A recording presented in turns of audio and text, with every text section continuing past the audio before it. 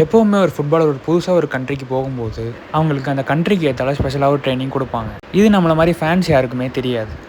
இது மோஸ்ட்டாக எல்லா ஃபுட்பால் கிளப்புமே பண்ணுற விஷயந்தான். ஆனால் பேயர்ன் மியூனிக் இருக்கிறதுல அவங்க பண்ணுற ஒரு விஷயம் தான் விசித்திரமானது. ஒரு பிளேயர் பயனில் ஜாயின் பண்ணிட்டாங்கன்னா அவங்களுக்கு அவங்களோட அக்டோபர் ஃபெஸ்ட்டுக்காக ஸ்பெசிஃபிக்காக அவங்களை ட்ரெஸ் பண்ண வைக்கிறதுலேருந்து அவங்கள கல்ச்சருக்குள்ளே கொண்டு வரதுக்கு பயன் டைம் எப்போவுமே ட்ரை பண்ணுவாங்க. சக்ஸஸ்ஃபுல்லும் ஆயிருக்காங்க. அதே மாதிரி ஒரு ஓவர்சீஸ் ஃபுட்பாலர் இப்போ ஜெர்மனிக்கு வராரு அப்படின்னா அவர் ஜெர்மன் கற்றுக்கணும் அப்படின்றதுல பயன் போர்டு ரொம்ப ஸ்ட்ரிக்டாக இருக்காங்க அப்படின்னு நமக்கு தெரியுது. இப்போ அந்த பிளேயர் ஃபஸ்ட் டைம் ஜெர்மனிக்கு வராரு அப்படின்னா இது உண்மையிலே ரொம்ப சீரியஸாக பார்க்குறாங்க பயன் சைட்லேருந்து. எக்ஸாம்பிளுக்கு ஹாரி கேன் இல்லைனா லூயிஸ் டியாஸ் நீங்கள் பார்த்தாலே தெரியும். இவங்களுக்கு லாங்குவேஜ் கிளாஸஸ் மட்டுமே மேண்டேட்ரி கிடையாது. எங்கள் கான்ட்ராக்டில் தனி கிளாஸே இருக்குது. என்ன கிளாஸ் அப்படின்னு பார்த்தீங்கன்னா இந்த ஜெர்மனோட நாலேஜை அவங்களுக்கு இயர்லி ட்வைஸ் செக் பண்ணுவாங்க. அதாவது எக்ஸாம்ஸ் வைப்பாங்க.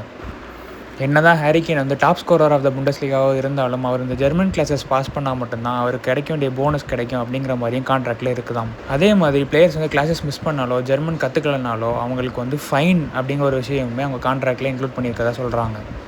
இது உண்மையிலேயே கஷ்டமாக இருக்குது அப்படிங்கிற மாதிரி ஹாரி கேன் சொல்லியிருக்காரு. நீங்கள் என்ன நினைக்கிறீங்க அப்படின்றத கீழே கமெண்ட்ஸில் சொல்லுங்கள்.